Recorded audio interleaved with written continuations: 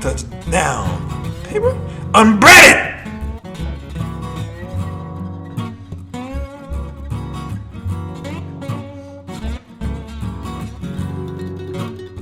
Hey, what's going on, everybody? Welcome back to Southern Louisiana. This is episode 3 of this Let's Play series. And let's see what's on the agenda for today. Looks like we gotta finish plowing our rice fields here, which should just be field 18. And then we'll bring the fertilizer out and fertilize all 4 of these rice fields. And after that, I'm not exactly sure. I know I said I wasn't going to do corn and cows and animals and all that stuff, but as I'm thinking about it, like the winters are going to be pretty boring if we don't have something to do. So I'm thinking about maybe slowly incorporating animals into this as the episodes go on. So maybe, start buying the equipment to do grass so we can get silage going, and then kind of slowly start incorporating different aspects of the game besides just this up and down the field type stuff. So we'll see how that goes towards the end of this episode, just to see where we're at for time. Like I said, for now we're gonna go ahead and plow this field here. This is field 18, and then we'll fertilize all 4 of these and see kind of where we're at from there. So I hope you all sit back and enjoy, and we'll see how this plays out towards the end. So I guess the other thing to kind of talk about, yesterday was the big game, if you will, the Super Bowl. Congratulations to the Rams. I hope everybody's recovering nicely today. I know I didn't have any skin in the fight, so I didn't really care who won. I'm kind of happy for Matt Stafford. That dude suffered for a long time up there in Detroit. I'm not saying that he deserves it, but I'm saying that he suffered long enough, and he put in the time and the work, and congratulations to him and the Rams. So how about that halftime show, though, right? Like, I don't know, that I saw a bunch of stuff afterwards, and everybody's saying how epic it was and how great that show was. And I grew up in the '90s, so I a little bit familiar with that music with Dre and Snoop, but and Eminem really. I remember Eminem was he was at Warped Tour in I think it was 98, 99 when they went to Buffalo, and that was my first real exposure to Eminem. He was there at Warped Tour. So it's been a long time. Not exactly my kind of music, I would say, right? I'm not a huge fan, but the music is whatever it was yesterday during the show. I just didn't really care for the show. It should have been, I guess, more of a spectacle.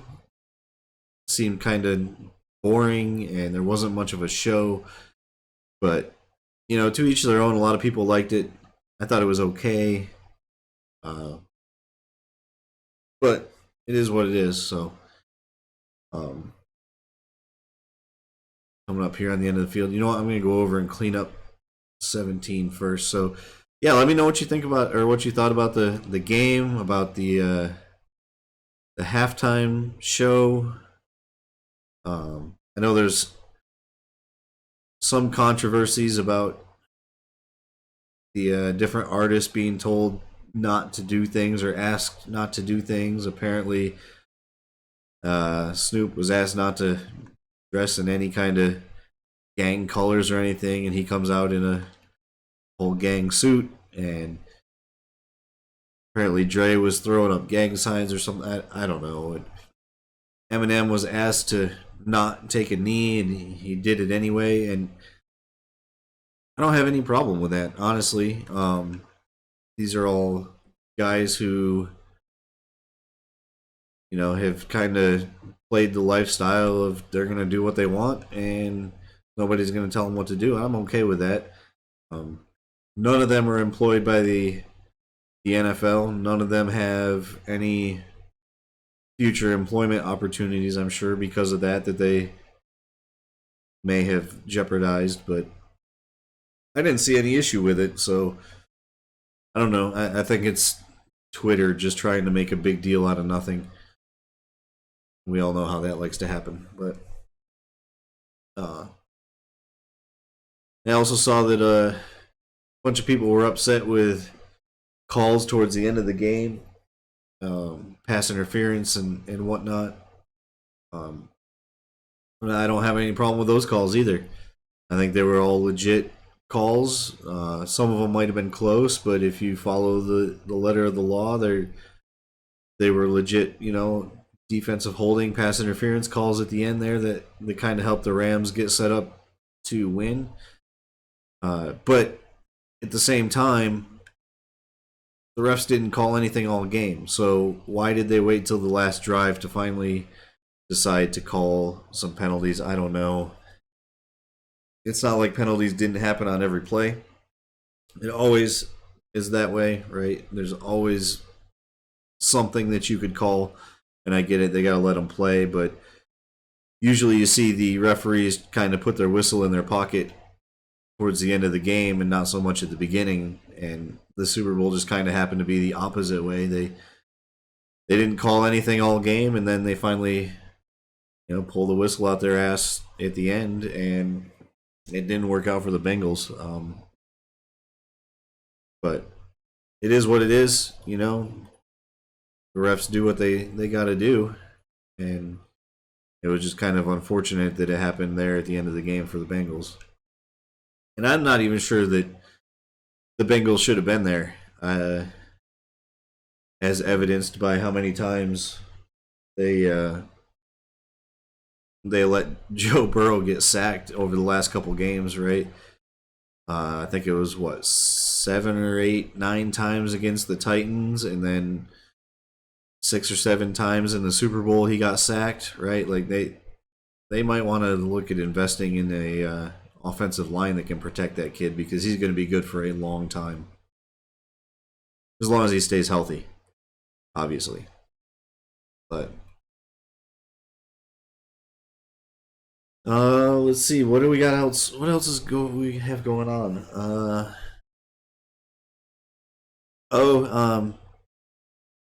For anybody, I guess there's probably not too many people interested. I've kind of taken a liking to watching criminal trials on the internets, or interwebs, as some people like to call it. Today starts the trial of a guy named Curtis Reeves, who 8 years ago in Florida was at a movie theater, and somebody sitting next to him, in front of him, whatever, was playing on their phone. I think this was before the movie even started. Damn it, tree got in the way. So the guy in front of him is playing on his phone. I can't remember the gentleman's name. They kind of get into an argument. Curtis Reeves goes and talks to theater management or employee, whatever. They don't do anything about it, so he gets upset. He goes back and confronts the guy. They get into an argument again. At some point, Curtis Reeves has his popcorn taken by the other guy, who then throws it in his face. Mr. Reeves pulls out a gun and shoots him dead. Now, you would think that killing somebody over throwing popcorn in their face is probably not a good idea, and I would tend to agree. We'll see what comes out of the trial, but apparently at the time, Florida had a law on the books, and I think this has changed since then, so don't quote me on what it is now. But if you committed a misdemeanor assault or battery against an elderly person, which Curtis Reeves was at the time, and throwing popcorn in his face could be considered a battery or assault. I'm not a lawyer, so don't quote me on any of this stuff, but I get the kind of gist of the story. But so if you assaulted an elderly person that automatically makes it a felony, and deadly force is able to be used or can be justified when protecting yourself against felony assault. So it's going to be interesting to see how the facts play out. I know Mr. Reeves is claiming he got hit in the head with something harder than popcorn, so nobody knows if it was a cell phone or what, but the video out of the movie theater that I've seen so far doesn't really show anything. We'll see what happens, how his defense plays this out. I did watch a little bit of the pretrial motions last week, and the defense team had some issues with the way the video was going to be shown, the way it was manipulated and is going to be blown up on a bigger screen.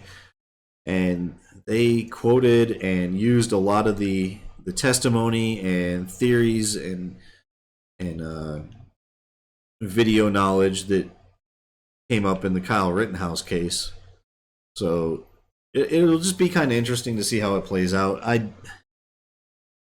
As the facts stand that I know right now, I cannot see anybody saying this guy's not guilty, but we'll see what happens. Any trial, you never know what a jury's going to say. So, yep, that's kind of what's going on this week. Playing a little farming simulator. I'm going to watch this trial when it starts at some point. I'll probably actually still be recording this video when it starts, so we'll see. Yeah, let me time lapse this last little bit of plowing. We'll get to fertilizing and figure out where we're going to go from there. So I hope you enjoy. Have fun.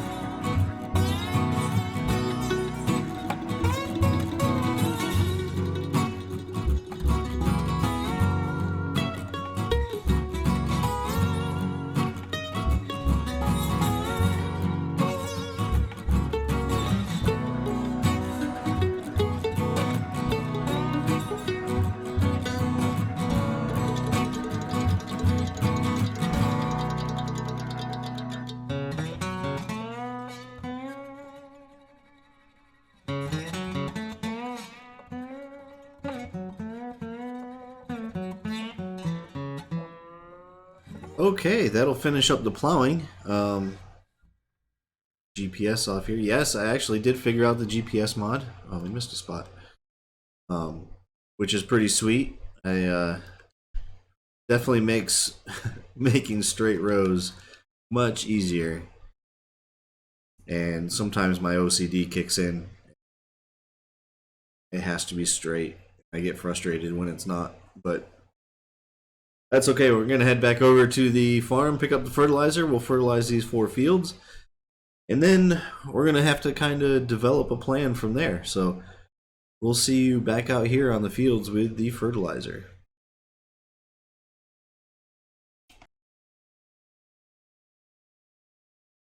Alright, we're rolling back out here on the field with the fertilizer. I do not have GPS on this tractor, so this will be interesting, I guess. I'm going to try and drive this mostly myself. We'll see what happens. It'll be some not so straight lines, I'm sure of it.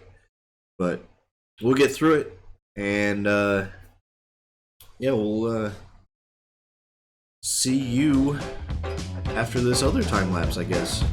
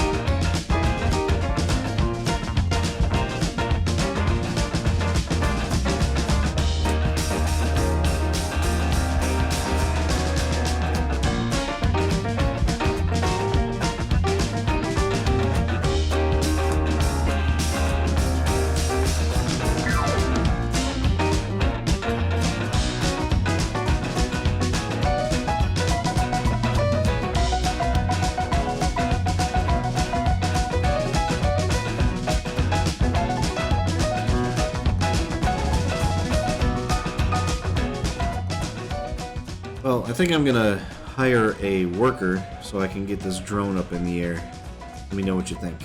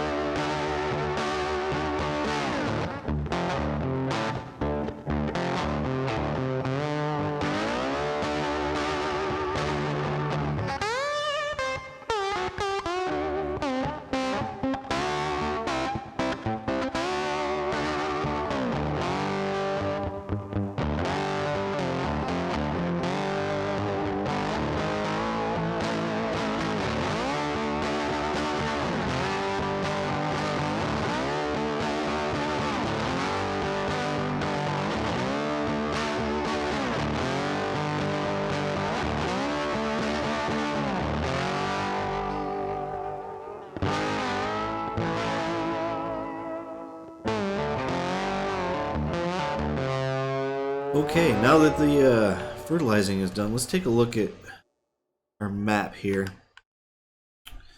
So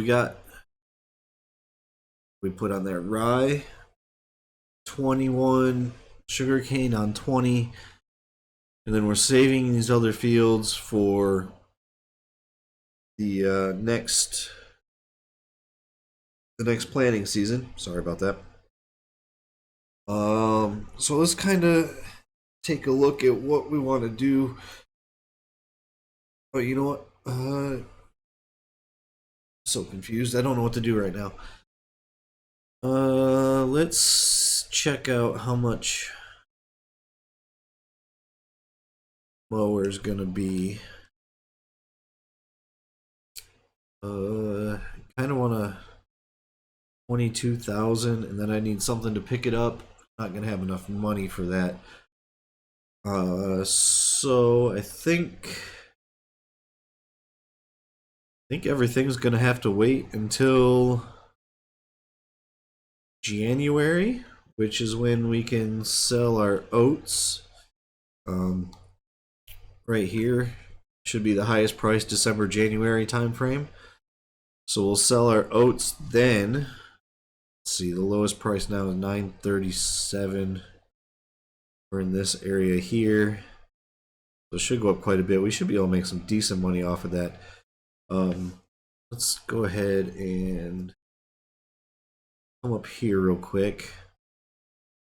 What I'm thinking is I can mow this whole field here.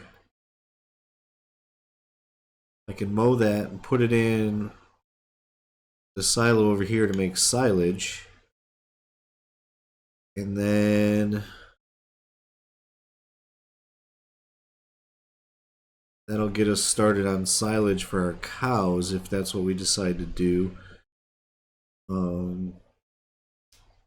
Looking at the planting stages again. Let's see, we're gonna need corn, so we'll do that. Hopefully we'll have enough for a corn header. I may have to take out a loan. Sorry, I'm just kind of thinking out loud. Yeah, I'm gonna call it a day right now. I got a lot of thinking to do and figure out what I want to do next. So I'm gonna end this video. I appreciate everybody hanging in there. Let me know what you think about that little discussion at the beginning. If you'd like to hear more stuff like that or not. I'm happy to do it, and just kind of talk about some things going on. I kind of want to stay away from politics if possible, but if not, then we can talk about that too. It's up to you. Let me know in the comments what you think, and we'll see you next time for episode 4, and hopefully I will have a better plan. All right, well, we'll see you later. Enjoy. Peace.